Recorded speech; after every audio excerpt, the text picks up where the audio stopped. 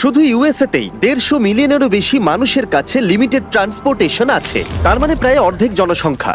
আর এমনকি পৃথিবীর গরিব দেশগুলোতে ট্রান্সপোর্টেশনের অনেক বেশি।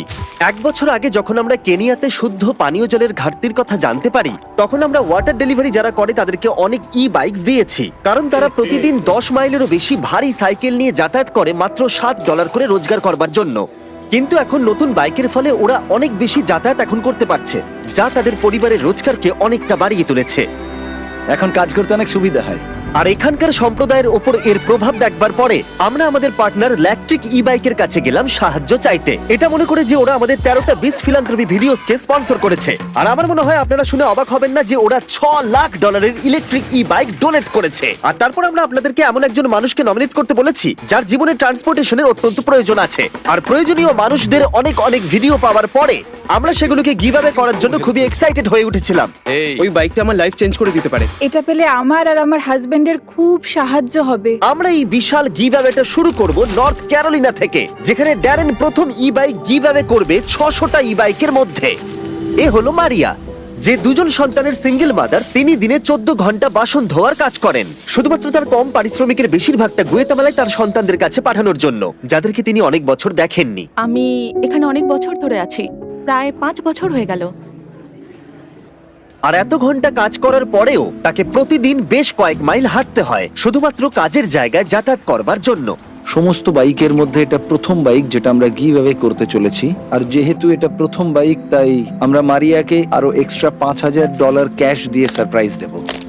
ঠিক আছে, চলো ওকে সারপ্রাইজ দেওয়া যাক। আমি তোমার জন্য একটা গিফট এনেছি। মারিয়া আমাদের বলল যা কিছু ওর কাছে বেঁচে যায় সেগুলো ও গ্রামের গরিব বাচ্চাদের খাওয়াবার জন্য দান করে দেয়। তাই আমরা $5000 দেবার পরেও 7000 আরো এক্সট্রা দিয়ে তাকে অবাক করে দিলাম, যাতে সে গুয়েতামালায় তার গ্রামকে আরো বেশি সাহায্য করতে পারে। এই বাইকের সাহায্যে মারিয়া খুব সহজেই তার কাজের জায়গায় 10 মিনিটের মধ্যে পৌঁছে যাবে। কাজে না যেতে পারা, স্কুলে না যেতে পারা বা মেডিকেল অ্যাপয়েন্টমেন্টে যেতে না পারা, এরকম আরো অনেক অনেক সমস্যার মানুষ সম্মুখীন হয়, এবং এর ফলে তারা যে পরিস্থিতির মধ্যে রয়েছে তাতেই তারা আটকে পড়ে। আপনারা যদি ভাবেন এটা স্পেশাল, তাহলে দাঁড়ান, এখনো 599টা বাকি আছে। এটা দারুণ হতে চলেছে। এটা কি?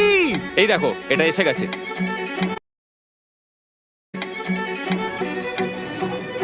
দারুণ দেখাচ্ছে। আমি এখন অনেক সময় বাঁচাতে পারছি। তোমাদেরকে অনেক ধন্যবাদ। এবার আমরা কনরাডের সাথে দেখা করলাম। তাকে প্রতিদিন 4 ঘন্টা হাঁটতে হয় তার কাজের জায়গায় পৌঁছানোর জন্য।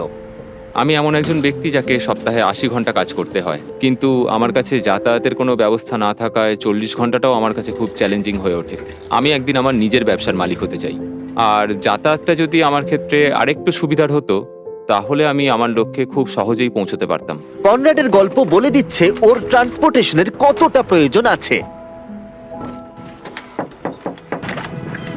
ও, এ কি?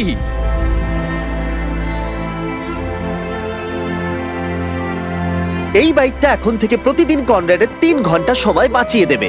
এখন থেকে আমার যাতায়াত নিয়ে আর কোনো সমস্যা রইল না। এবার আমি আমার জীবনের পরবর্তী লক্ষ্যের দিকে এগিয়ে যেতে পারবো। আমার বিশ্বাস হচ্ছে না যে এখনো 400টারও বেশি বাইক বাকি আছে। এই নাও। এটা কি? এটা আমার। এটা বাইকটাকে একবার দেখো। ও ভাই, thank you Mister Beast. Thank you so much. Thank you very much. आपको नहीं पता है मेरे लिए कितना मायने रखता है। এটা তো দারুণ। Thanks. Thank you. Thank you, এতে আমার অনেক সাহায্য হয়েছে।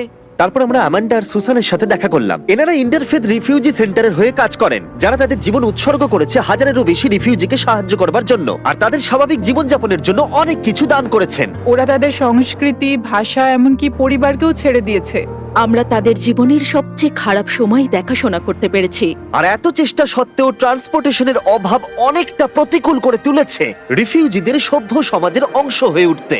ওদের কোথাও যাওয়ার জন্য ভলেন্টিয়ার আর কর্মচারীদের উপর নির্ভরশীল হয়ে থাকতে হয়। একটা ভালো ট্রান্সপোর্টেশন অনেক রিফিউজির জীবন বদলে দিতে পারে। তাই আমরা 10টা ইলেকট্রিক বাইক রিফিউজি সেন্টারে ডোনেট করার সিদ্ধান্ত নিলাম। এই বাইকগুলো রিফিউজিদের সাহায্য করবে ঘুরে বেড়াতে, তাদের কাজে যেতে, এমনকি সমাজের সাথে মেলামেশা করতেও। আমরা অনেকটা করে ফেলেছি, কিন্তু এখনো 200টা বাইক গিভঅ্যাওয়ে করা বাকি আছে, যার মূল্য হতে পারে প্রায় $2 লাখ। আর আমি জানি না কেন ওরা আমাদেরকে এই বাইকগুলো ফ্রিতে দিচ্ছে। Shout out electric bike. চলো বাকিদেরকে সাহায্য করি। বক্সটাকে একবার দেখো। এটা এসে গেছে। Thank you Beast Philanthropy. Thank you Mister Beast. Thank you. আমি বাইকটা স্নো এর মধ্যে চালিয়েছি আর এটা দারুণ ছিল। তোমরা আমার জীবন বদলে দিয়েছো। আমি শুধু বলতে চাই থ্যাংক ইউ। আমি এখন যেখানে খুশি যেতে পারি। Thank you Mister Beast. Thank you Mister Beast. Thank you Mister Beast. এটা দেওয়ার জন্য অনেক ধন্যবাদ। আমি তোমাদের কাছে কৃতজ্ঞ। তোমাদের সবাইকে অনেক অনেক ধন্যবাদ। আর এখন সময় আমাদের শেষ ই বাইকটা দেবার। এ হলো রেজনাল্ড। ইনি 12 বছরেরও বেশি এই কমিউনিটি সেন্টারে আছেন আর মানুষদেরকে সাহায্য করছেন। আমি আমার মেয়েদের আর আমার নাতি নাতনিদের কাছ থেকে অনুপ্রেরণা পাই।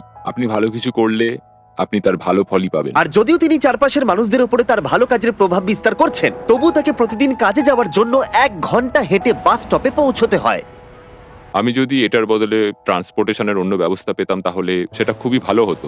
আমি আরো তাড়াতাড়ি বিভিন্ন কাজগুলো করতে পারতাম আর আমি বাচ্চাদের সাথেও আরো বেশি সময় কাটাতে পারতাম। একটা ভালো ট্রান্সপোর্টেশন পেলে রেজনাল্ড তার পরিবারের সাথে বেশি সময় কাটাতে পারবে।